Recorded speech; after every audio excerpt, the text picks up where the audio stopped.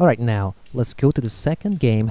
It's the finals of International Shogi Tournament in 2008. The finalists are playing black is Shunjie Tang from China, and playing white is Sergej Korchitsky from Belarus. Okay, here we go. First up, Tang plays pawn to 7f, and then Korchitsky plays pawn to 3d. Now pawn to f. Okay, here white makes a bishop trade. Silver recaptures. Silver 2b and gold 7h. Okay, this opening is called white's one move lost bishop exchange strategy. Now silver 3c and silver 7g. And well, this is one of the newest opening strategy in the professional shogi world too. So it's amazing that they know the newest theory of shogi. Now white plays silver to 7b, and at this position, black usually plays silver to 3h, going for rapid attack when black is playing against white's one move lost bishop exchange opening. But here Tang didn't do that.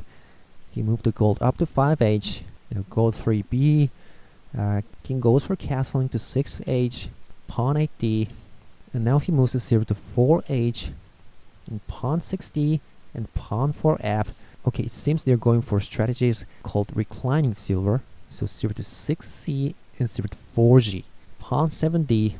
Now king goes ahead for castling to 7i. Knight develops to 7c. Right now silver to 5f.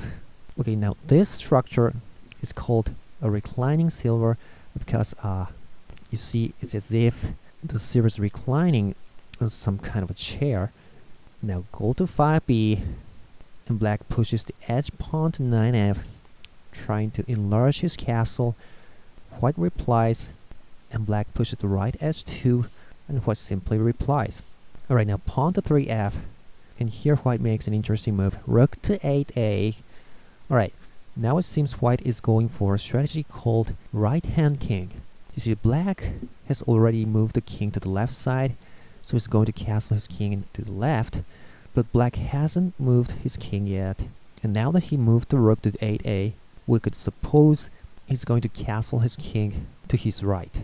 Alright, so pawn 6f, and here, as I've said, the king moves to 6b.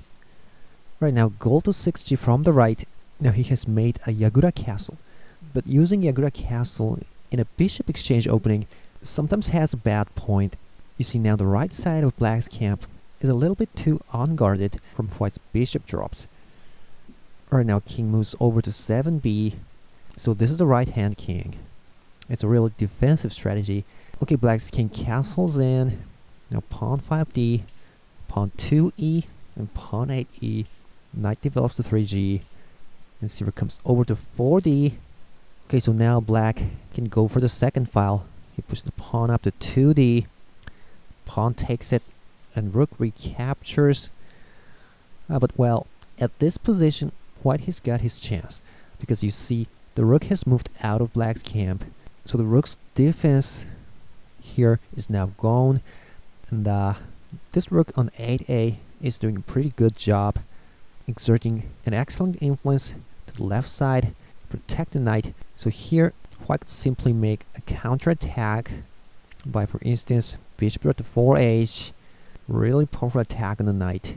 Or maybe he could also push the pawn up to 5e, opening up the battle on the center. But well, anyway, Korchitsky didn't do that. He just dropped the pawn to 2c, so he has lost his chance. Rook to 2h, and then white played pawn to 3e, going to attack on the knight's head.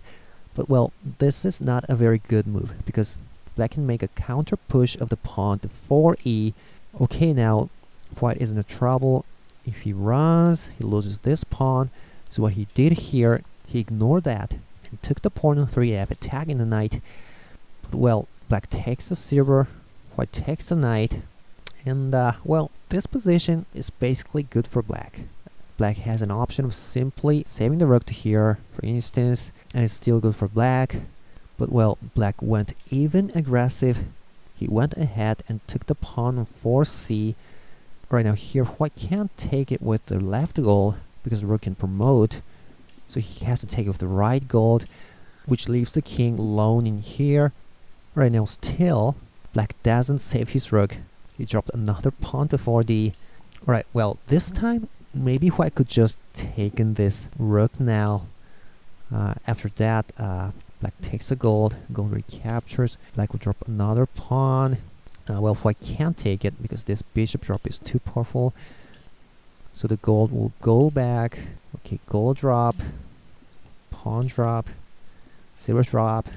But here, this bishop drop is a really powerful defense. And I think this is a really difficult situation. But well, White didn't go for the rook. He just took the pawn.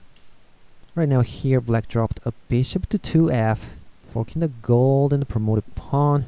Okay, now once again, I think White has an option of taking the rook, although I'm not sure about the consequence. Let's see. Black will take the gold. Well, Black's attack is powerful here. But how about this bishop drop here? Really cool sacrifice.